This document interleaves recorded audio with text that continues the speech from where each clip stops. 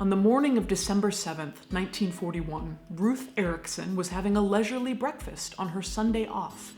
Ruth was a nurse and had been working at the Naval Hospital at Pearl Harbor, Hawaii for about a year and a half. It was a good gig, shorter shifts, fresh pineapple. But this morning, the roar of airplanes interrupted her meal. At first, Ruth assumed it was just flyboy training exercises at Ford Island. She didn't think much of it until she heard the bombs hit. Running to a window, Ruth looked up and saw a Japanese plane flying so low she could see the rising sun painted under its wing and the goggles of its pilot.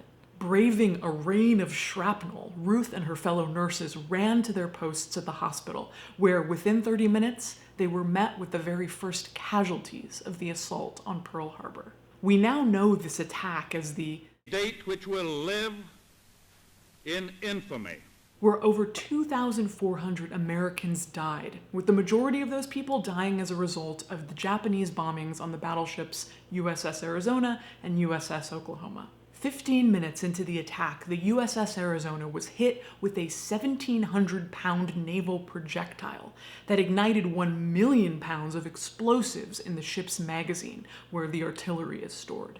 The explosion was so catastrophic that the 33,000-ton battleship was momentarily lifted into the air before it hit the water again and sank. The ship burned for 2.5 days. Out of a crew of 1,511, only 334 people survived, which means 1,177 people lost their lives on a single ship. What happened in the days following the attack, and what has happened in the 77 years since then to retrieve and identify the dead of Pearl Harbor? As we were working on this video, I remembered all the times I went to the Arizona Memorial as a child, because when you're a kid in Hawaii, that's where you go on field trips. It's like Mount Rushmore or something.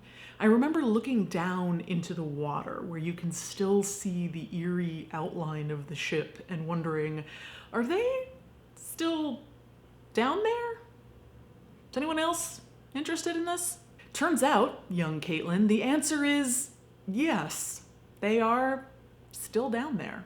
Because of the intense fire, the maze of twisted metal under the water, and the inaccessibility of certain parts of the ship, at the time of the attack, identification or retrieval of the bodies was nearly impossible. At the USS Arizona, only 107 people were positively identified, leaving 1,070 people to fall into one of 3 categories. 1, bodies that were never found. 2, bodies or parts of bodies removed from the ship when they were still trying to salvage it. These remains were usually severely dismembered or partially cremated. Identifying them was impossible. Remember, there was no DNA testing in 1941. These bodies were buried in temporary mass graves and then declared unknowns and reburied at the National Memorial Cemetery of the Pacific, also known as Punch Bowl, in 1949.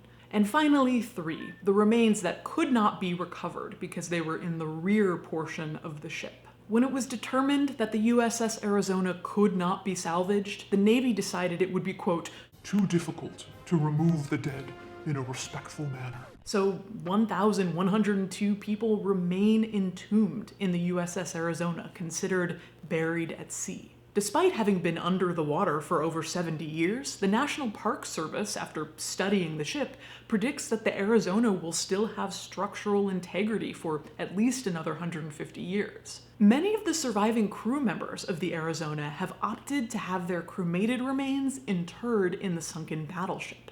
And one might find a sense of closure at being able to go out to the Arizona Memorial to visit the dead.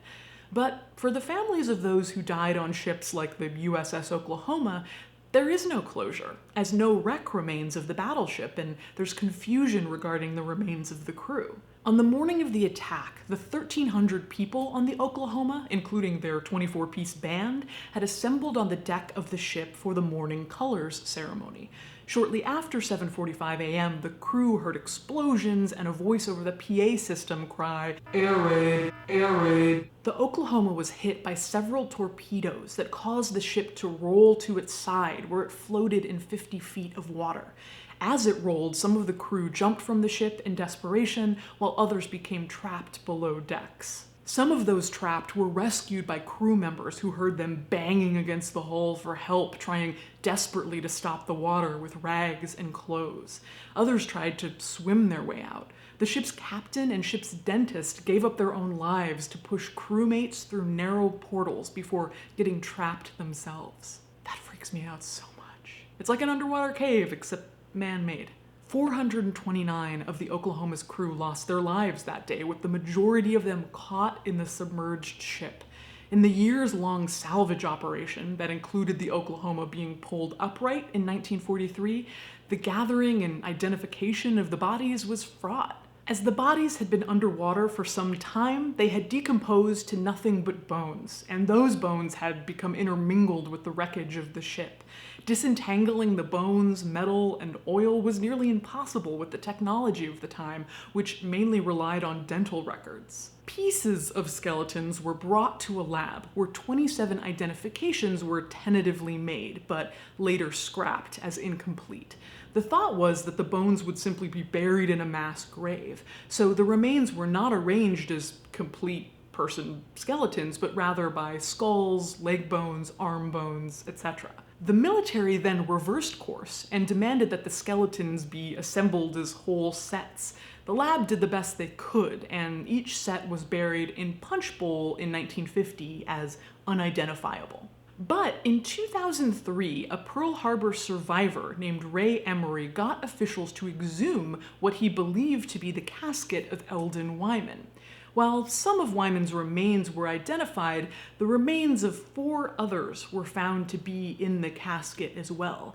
And with further DNA testing, it was revealed that there were in fact the remains of 90 other people in that casket. After another exhumation in 2007, where more remains were returned to the families of the dead, the Pentagon decided in 2015 that they would attempt to identify all of the USS Oklahoma's unidentifiable remains. The government hopes to identify 80% of the Oklahoma's 388 unidentified crew by 2020.